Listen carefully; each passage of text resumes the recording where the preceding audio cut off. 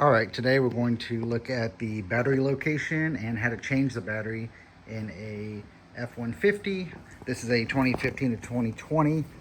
Same rules apply pretty much across the board. You're gonna come in, find your hood release latch, pop it open. You're gonna come over here and right above the Ford grille, there's going to be this little latch. Just gonna push it to the left.